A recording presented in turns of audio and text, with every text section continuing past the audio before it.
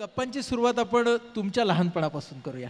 आज जो विषय आपण या सगळ्या एकंदर या परिषदेपुढे ठेवलाय, त्या शिस्तीचे भोगते माझे वडील होते. बर, ते शिक्षक होते आणि इतके शिस्तप्रिय की त्यांचा थोडा दरारा होता घरात. म्हणजे धाकच असायचा आम्हाला, ज्याला आपण खऱ्या अर्थी धर्मनिरपेक्ष संस्कार म्हणतो. ते त्यांनी आमच्यावर सतत होत राहतील याची खबरदारी घेतली. बर, म्हणजे बाकी संस्कार असे मुद्दाम नाही केलेत, ते त्यांच्या वागण्यातनंच आम्हाला मिळाले. पण हे जे त्याची ते खबरदारी घेत, काळजी घेत की माझी मुलं ही खऱ्या अर्थी मानवी मूल्याला प्राधान्य देणारी व्हावीत, कुठल्याही धर्माचे कुठल्याही जातीचे मुख्य म्हणजे संस्कार स्वतःवर करणारी होऊ नयेत याची पूर्ण काळजी त्यांनी लहानपणी घेतली. पण तुम्ही 11वी नंतर आर्ट्स कडे गेलात आणि मग संस्कृतची गोडी कशी लागली? मला तेव्हा कवितांना चाली लावायचाही छंद होता. बर, म्हणजे मराठीतल्या कविता, संस्कृतमधली पद्य, मेघदूतातली, मॅट्रिकला संस्कृत होतंच माझं. आणि मग मी BA ला पण संस्कृत हा एक विषय घेतला. तुम्ही संस्कृतमध्ये थेट PhD पर्यंत गेलात ना? तुमची PhD कुठल्या विषयातली?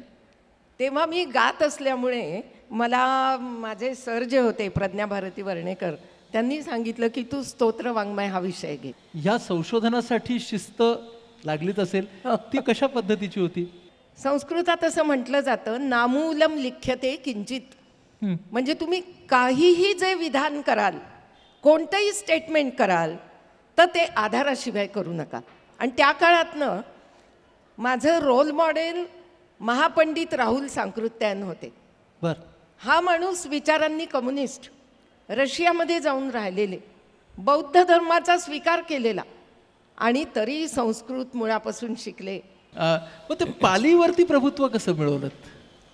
काय आहे की या देशाचा जुना इतिहास, या देशाची संस्कृती जर मुळातून आपल्याला अभ्यासायची असेल तर संस्कृतशिवाय पर्याय नाही.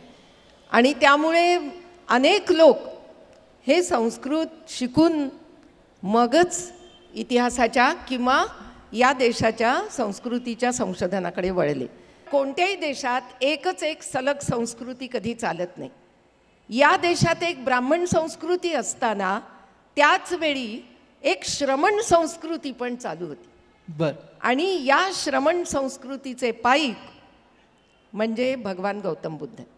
आणि त्यांनी लोकांना सहज समजावं म्हणून पाली नावाच्या भाषेचा वापर केला. बर, तर ज्यावेळी कारण मी 92 साली बौद्ध धर्माचा स्वीकार केलेला आहे. बर, आणि तेव्हाच नाही, त्याच्या आधी माझं वज्रसूची नावाचं जातीव्यवस्थेवर प्रहार करणारं एक पुस्तक आहे, इसवी सनापूर्वी पहिल्या शतकात लिहिलेलं आहे. महापंडित बौद्धाचार्य अश्वघोष यांनी ते लिहिलं. त्याच्यावर मी संशोधन करताना मला असं वाटलं की संस्कृत तर आपण शिकलो, पण भगवान गौतम बुद्ध कसे फिरायचे, कसे बोलायचे, आपल्या नव्या मतांचा प्रचार ते कसा करत होते, याच्यासाठी आपल्याला पाली भाषा ही पण समजली पाहिजे. पूर्ण आली म्हटलं नाही तरी, आणि संस्कृतमुळे ते सोपं झालं. त्यामुळे त्या संशोधनाकरता मला पाली शिकावं लागलं. बघा रूपाताई, संस्कृत, पाली, भाषातज्ञ, इंडॉलॉजी, संशोधन हे सगळं करता करता घर कामगारांना संघटित करावं अशी कल्पना तुमच्या डोक्यात कशी आली? 1978 मध्ये मी असं ठरवलं की आपल्या अवतीभोवती इतक्या विद्यार्थिनी असतात, आपण एक विद्यार्थिनी क्रांती दल स्थापन करावं. बर, म्हणून मग विद्यार्थिनी क्रांती दलाची, त्याला जसं पुण्याकडे युवक क्रांती दल होतं तसं आम्ही विदर्भामध्ये विद्यार्थिनी क्रांती दल.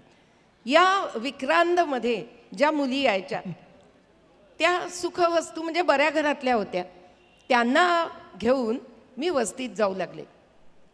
आणि वस्तीमधल्या मुलींना ज्यांनी आपलं अर्धवट शिक्षण सोडलं होतं, ज्या धुणी भांड्याची किंवा इतर काही कामं करायला जात होत्या, त्यांचे वर्ग घ्यायला आम्ही सुरुवात केली. बर, या वर्गामध्ये या कॉलेजमध्ये जाणाऱ्या मुली जाऊन शिकवायच्या. या वर्गात एकदा मी पण इंग्रजी शिकवायला गेले, तर तो 9वीला एक धडा होता, त्या धड्याचं नाव होतं मान्सून. या मान्सून या धड्याची सुरुवात अशी होती, पहा, Nana Sahib was relaxing in his easy chair, watching the rains outside with a cup of coffee in his hand. त्या मुलींना मी वाचायला शिकवायला लागले.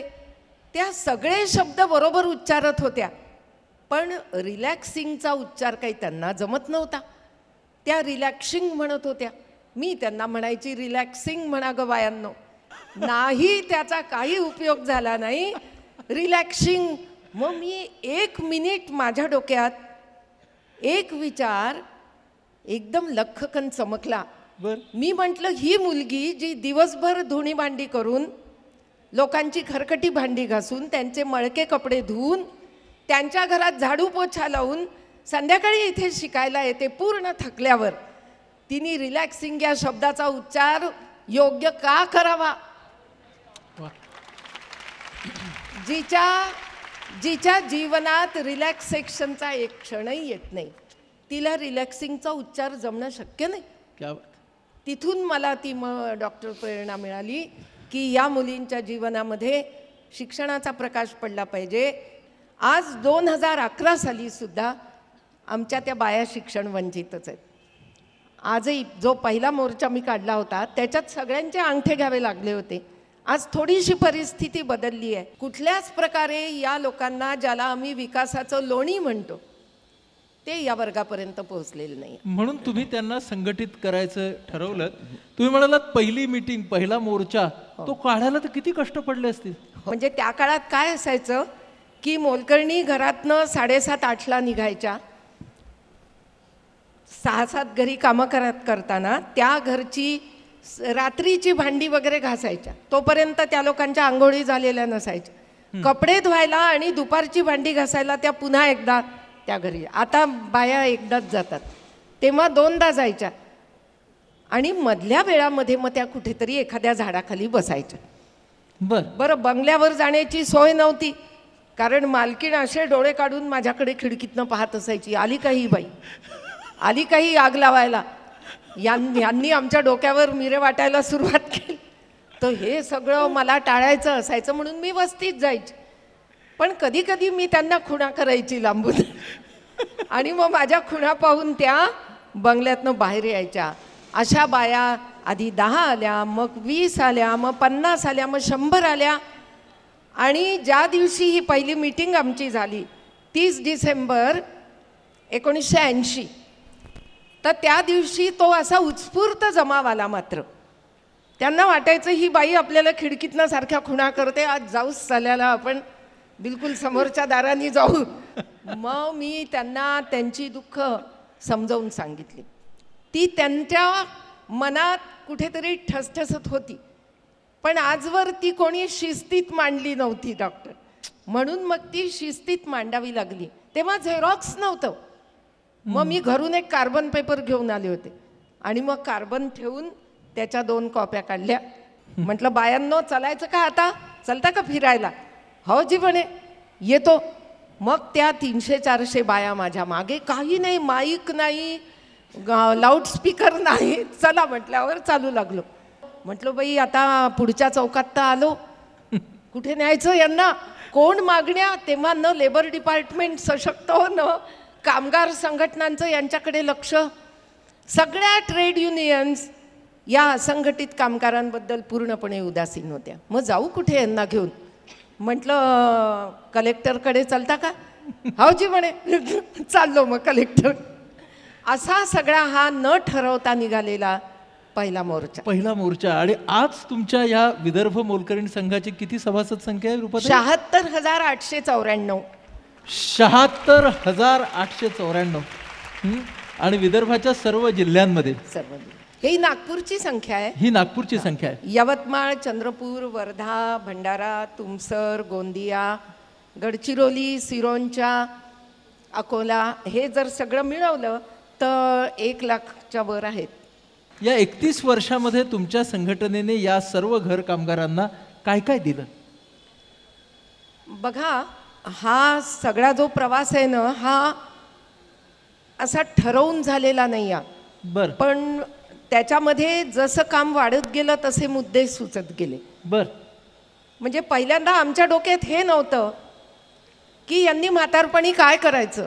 आजकाल हा एक गोंडस शब्द वापरला जातो, सामाजिक सुरक्षा, सोशल सिक्युरिटी. आपल्या भारत सरकारने सोशल सिक्युरिटी ॲक्ट 2008मध्ये पास केला. म्हणजे आमचा कायदा पास होण्याच्या अगोदर सोशल सिक्युरिटी ॲक्ट झाला.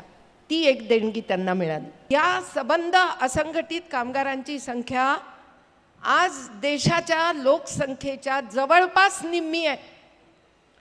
46-46.5 करोड कामगार या देशात आहेत. मुलांनो, 46.5 करोड पैकी फक्त 2.5 करोड संघटित कामगार आहेत. 43.5 ते 44 करोड असंघटित कामगार आहेत. असंघटित म्हणजे काय? आपलं काम आपण शोधून काम करणारे, ज्याला सेल्फ एम्प्लॉयमेंट म्हणतात इंग्रजीत. म्हणजे तुम्हाला कुठल्या ऑफिसात किंवा कुठला इंटरव्ह्यू देऊन नाही मिळत ते.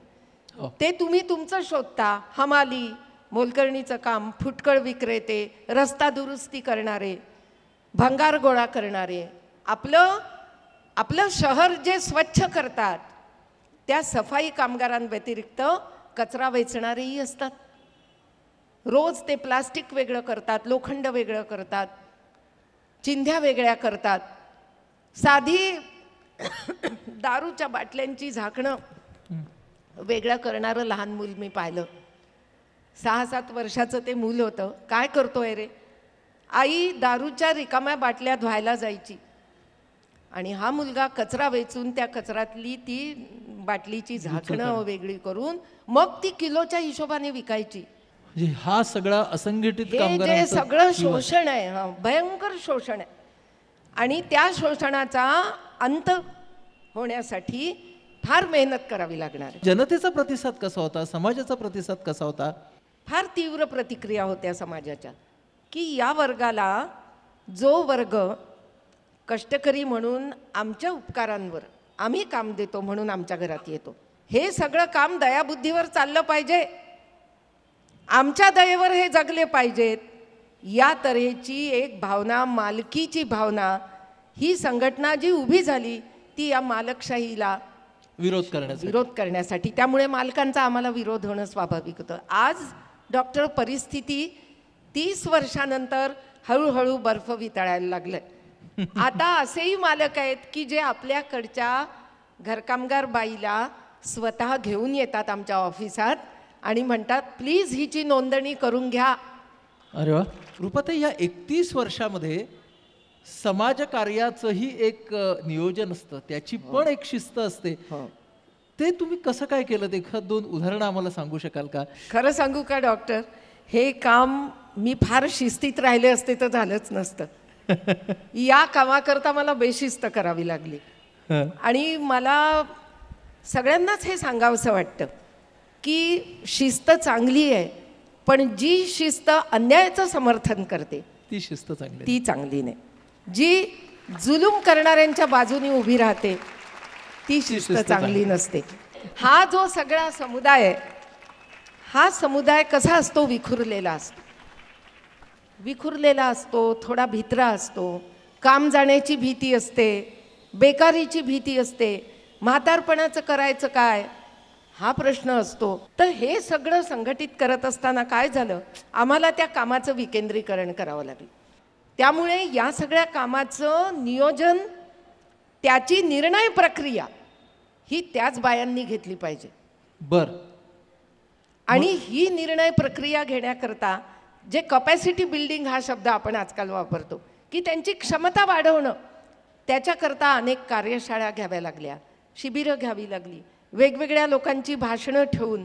म्हणजे असं त्याला केडर नाही म्हणता येणार, पण एक क्षमतेचं वर्धन, क्षमतावर्धन म्हणतो आपण त्याला, ते करावं लागलं, जाणीवपूर्वक करावं लागलं. म्हणजे जेणेकरून आता तुमच्या ह्या कार्यकर्त्यांचा संच हा त्या लाभार्थींमधूनच निर्माण झाला. अशा अर्थानं ते विकेंद्रीकरण झालं. आणि हे नियोजन प्रशिक्षणातून झालं. ह्या सगळ्या दरम्यानच्या काळामध्ये संस्कृत आणि पालीच्या अभ्यासाचं काय झालं की संस्कृत मध्ये मी जे म्हणते ना डॉक्टर आपल्याला, की शिस्त ही कोणतीही जेव्हा आहेरे वर्गाचं समर्थन करायला लागते तेव्हा ती फार जाचक होते आणि ती झुगारून द्यावी लागते. तशी शिस्त दुर्दैवाने संस्कृत पंडितांमध्ये आहे. आजवर संस्कृत साहित्यात झालेलं जे संशोधन आहे ते सगळं संशोधन प्रस्थापित व्यवस्थेचं समर्थन करणार आहे. ते पंडित आत्मकेंद्री आहेत. एका संस्कृत पंडितांनी अस्पृश्यता ही कशी वैज्ञानिक आहे याचं समर्थन करणारं पुस्तक लिहिलं. बर. आता या सगळ्या संशोधनाला शह द्यायचा म्हणजे तुम्ही स्वतः काहीतरी सकारात्मक दृष्टिकोन घेऊन लिहिलं पाहिजे. बरोबर. आणि हा बदल, हा ट्रेंड आम्ही संस्कृत साहित्यात आणला. जेव्हा ओबीसींना आरक्षण नाकारलं गेलं हा. त्यावेळी हा विपरीत आरक्षण हा लेख मी लिहिला होता. आणि त्यात मनुस्मृतीमध्ये उच्चवर्णीयांना 9 प्रकारचं आरक्षण दिलं गेलं होतं हे सप्रमाण सिद्ध केलं. बर. म्हणून या पुस्तकाचं नाव विपरीत आरक्षण आहे. बर. विपरीत आरक्षण म्हणजे ज्यांना ऑलरेडी खूप मिळालेलं आहे त्यांनाच पुन्हा तुम्ही संरक्षण देता, त्यांनाच आरक्षण देता. आणि जो बहुजन आहे या देशातला त्या बहुजनांना मात्र तुम्ही त्यांचे हक्क नाकारता. म्हणजे एका बाजूला शोषितांना प्रबोधन करून संघर्षाला तयार करणं आणि त्याच वेळेला जे शोषण करते होते त्यांचं विधान ज्या काही गोष्टींवरती आधारित होतं त्यांचं ज्ञानाद्वारे खंडन करणं. म्हणजे एका बाजूला ज्ञानाद्वारे खंडन आणि दुसऱ्या बाजूला कृतीद्वारे संघटन. एक्झॅक्टली डॉक्टर, अगदी तुम्ही म्हणजे ज्याला म्हणता येईल की फार सुंदर वर्णन केलं की ज्ञान आणि श्रम यांचं काही वाकडं नाही आहे. आपल्या देशामध्ये डोक्याचं काम आणि हाताचं काम असा फरक केला जातो आणि डोक्याचं काम करणारे फार वरचे आणि हाताचं काम करणारे कष्टकरी अत्यंत नीच. क्या बात. हा भेद आपण संपवू शकतो.